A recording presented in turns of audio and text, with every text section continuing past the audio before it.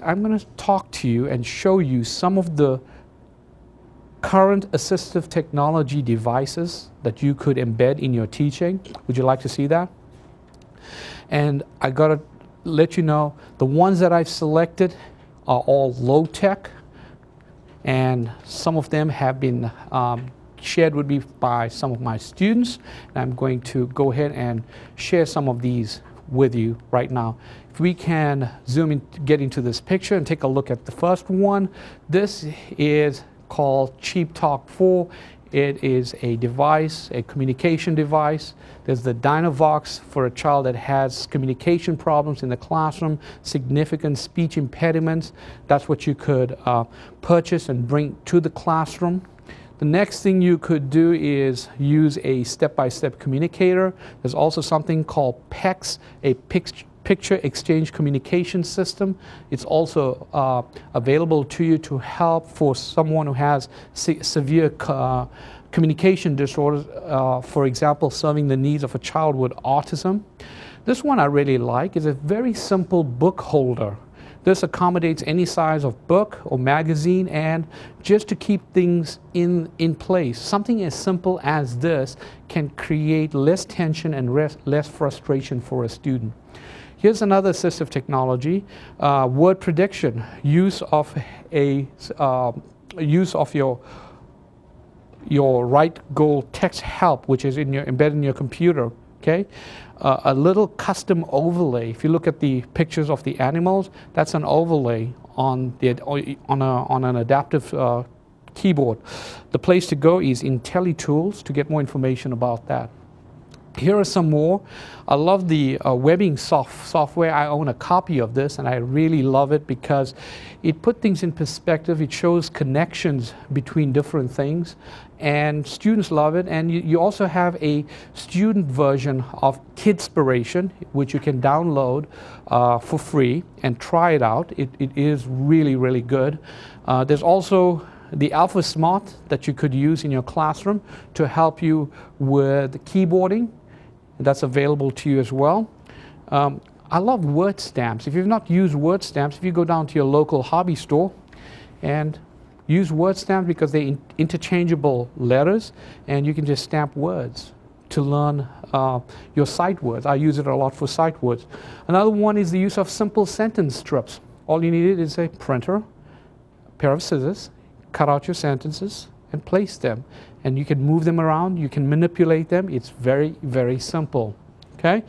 In addition to that, you can use active writing and laminated symbols with Velcro. I love BoardMaker. Okay, that's a wonderful program. If you don't have BoardMaker, you might want to consider getting BoardMaker. In addition to that, we have graphic symbols with active participation, where you look at the symbol, it corresponds to a specific word, and it actually aids in comprehension, picture-word combinations. Okay? There's objects you can purchase, and you can buy these. Then you have also switches. Speak to your occupational therapist.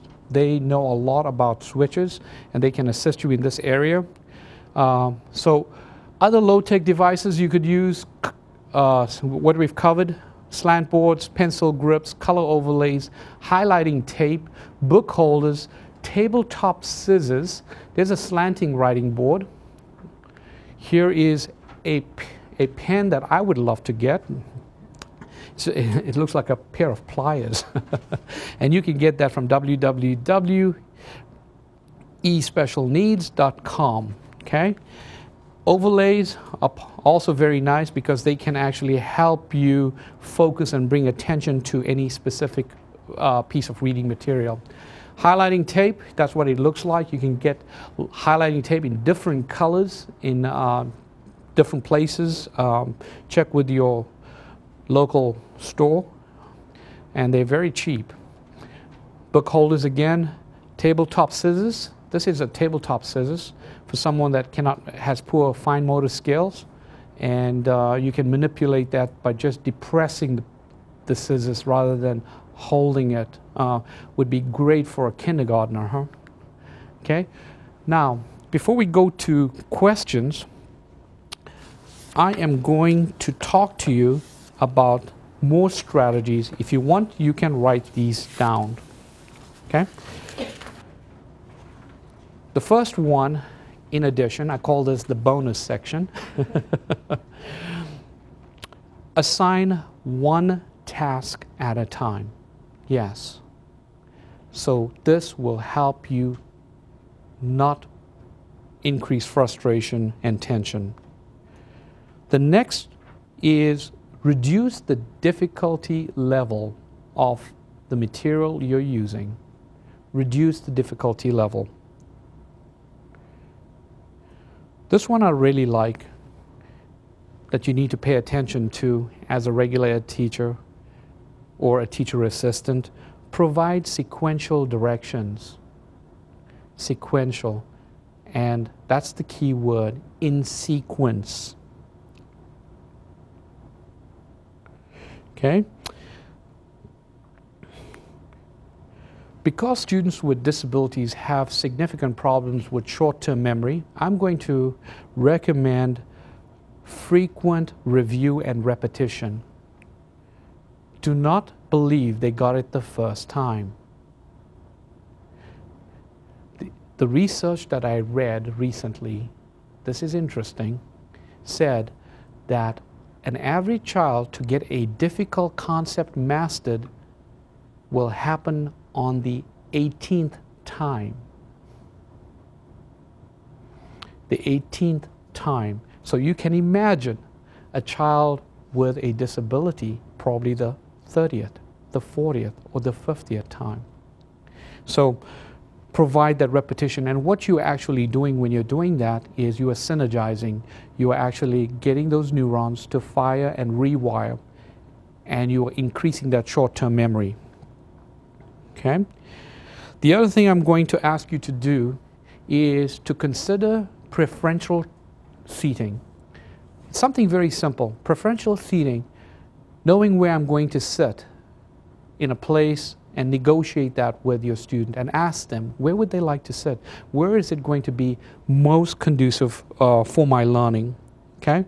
The next one that I think we need to focus on is the notion that we just have to keep teaching to cover the curriculum.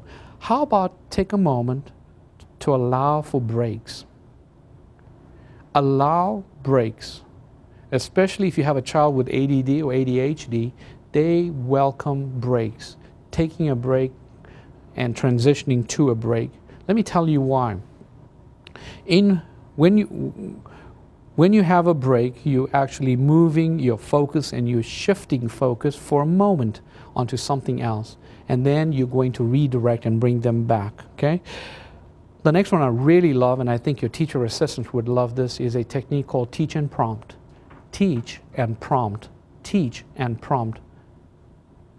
And next to that, I'm going to add, I say, you do, we do. I say, you do, we do.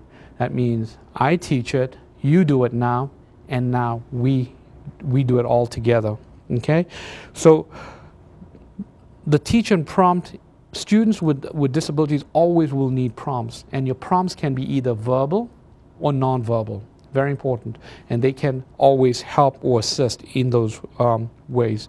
In addition to providing breaks, provide opportunities in your classroom for movement. Yes.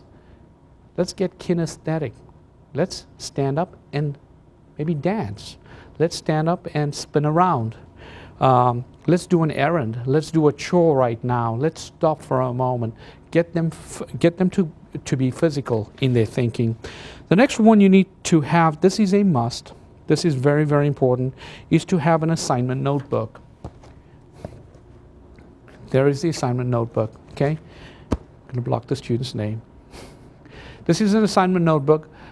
All of my students in the resource room all had assignment notebooks, okay? And in the assignment notebook, you can imagine I don't have all the goodies in here. We also had a purse attached to it with all of their pens, erasers, rulers, all in one place in a zipper. Okay? It was also tabbed. They knew exactly which classes they had to go, and all of this stuff was put in one place. Okay? Once one of my students also had poor time management skills. He actually got his dad to buy him a small little digital clock, and he stuck it to his folder.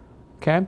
We also had another student, and she had difficulty with behavior management. We had a self-regulation chart in here, somewhere in here, that actually she monitored her own behavior and how she's doing in the classroom. Is she prepared? Is she getting to classes on time? And she would check those things, and she would do her own progress. So you can take one of these folders, they're powerful stuff. You can individualize each folder to meet the specific needs of your student, okay? So a great tool, it's all compact, it's all in one. And if you have a student that's very disorganized, loses stuff, here's another example, another suggestion. I got this from one of my students. You would take a zipper and have this whole thing zippered. It's all in one place, and they do sell those zippers. And actually, we have a friend. Her name is Betty Boop. Right here, there's an example of a zippered file where everything is all in here, tabbed and ready to go. So your student is going to be organized and know exactly where everything is. Okay? Do you all have any questions at this point? Anybody has a question? Anything you would like to ask at this point? Feel free. If there are any questions from East, West, or Middle Tennessee, feel free to call in at any time. I'd love to talk to you or answer any of your questions. Okay? We will move on.